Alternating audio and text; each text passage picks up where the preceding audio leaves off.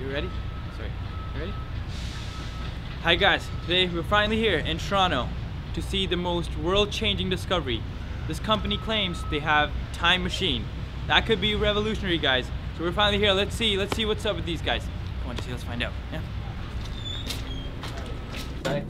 We'll see. I hope it's actually like this could change my whole career. Change the whole thing around. Are you ready? Yeah. This could be fucking world changing. Let's go. Let's do it. Hello, good afternoon, guys. Hi, I'm from the TP. That's the Teleportation Production. I was wondering if I could find Mr. Chester. Yeah, that's me. How's it going? Hi, nice to meet you, Mr. Yeah, we've actually been waiting for you. Perfect. We're just having a little break. Set up the camera, yes. Go on in. And Mr. Roger? I'm Roger, yes. Hi, nice to meet you, Mr. Roger.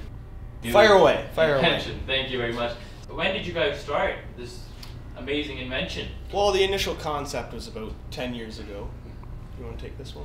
Yeah, well, we started about 10 years ago. There's pretty much working on a lot of different theories. We've been trying to make time travel possible. A lot of us were huge fans of Jules Verne, you know, the N.H.G. Wells, so books like the Time Machine. Of course, we had our fair people laugh at us. That's going to happen. Oh, that's always what's going to happen because, you know, you got great movies from the 80s that everyone loves, but, you know, no one could believe that could be possible. But yeah, about 5 years ago, we made our first breakthrough. We've been trying to work out a lot of bugs and trying to figure out, what something would be in our timeline would be completely different in the other timeline. So we've had cases of it dropping a little bit too high, so people dropping down, breaking limbs or worse. We have one guy who got dropped into a volcano. That was really bad. And then there's that guy who dropped down in the Cretaceous period ocean. That was unfortunate. And then we went for a couple of years before we sent anyone else back, trying to figure out our calculations better. And we started off just trying to set people back like maybe 5 minutes instead of 500 years.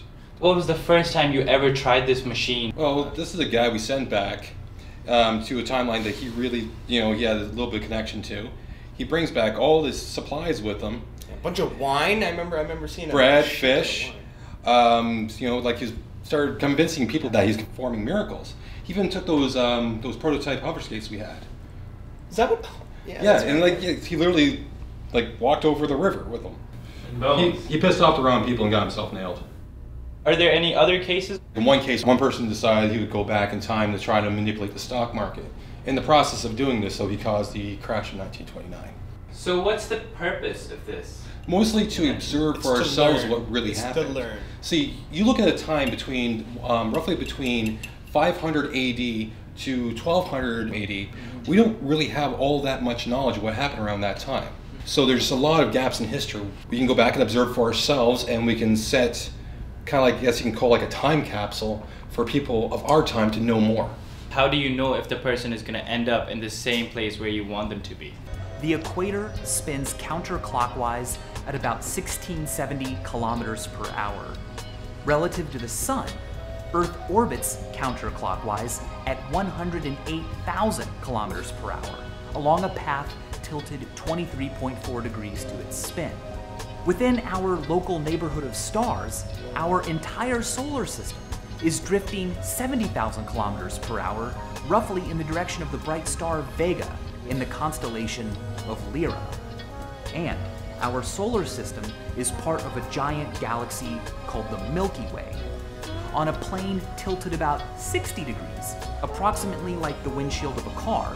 Looking from above Earth's North Pole, our entire solar system races clockwise around the galactic center at about 792,000 kilometers per hour.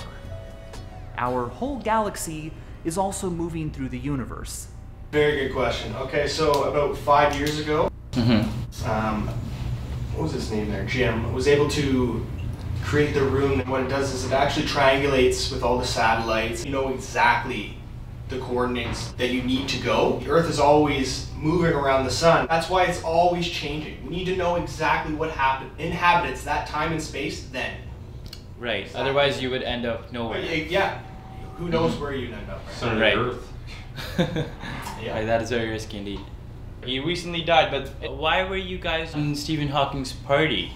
Oh, we were there. He wasn't. Yeah, I can even remember him being like, "You will never do this.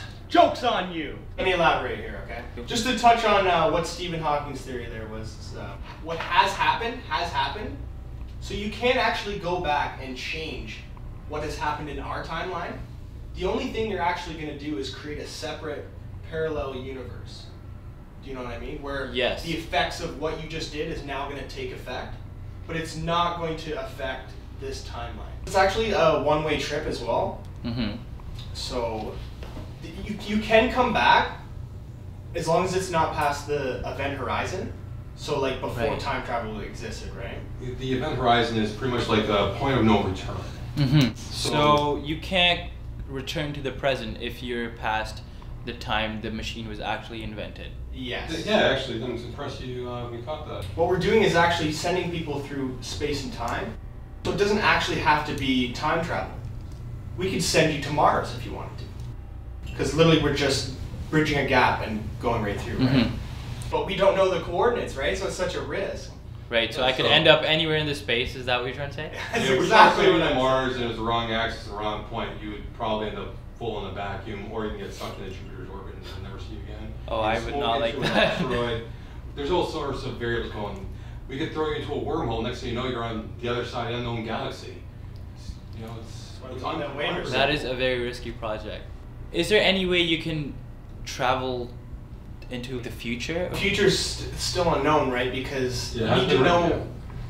You need to know what inhabits the time and space of that time, right? Right. Since it's a future, we just don't know. Like completely unpredictable. Too many unknown variables. You might as well be going through blind, right? It'd be like trying to shoot. It'd be like trying to shoot we a could bullet do it, with but you're gonna end up, since it's the great unknown. We actually can't.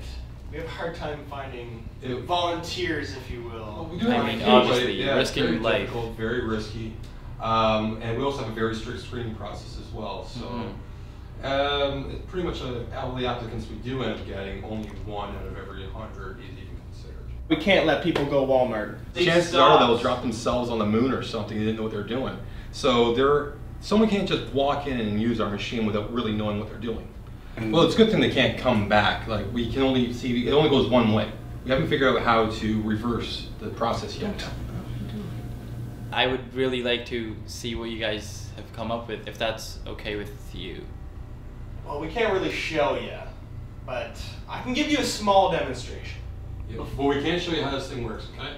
But we can definitely do a demonstration. You guys would look a little parched. Do you want something to drink? Come on over here, get a drink. For sure. Yes, thank you very much. Get a drink into you. Jesse, this is... Okay, perfect. So, I'll just put my notes down here. Think fast. Oh. So. When's the next guy coming here? We're all still sitting up. Oh, I don't know when the hell he's going to show up, man. You ready? Sorry. You ready? Hi, guys.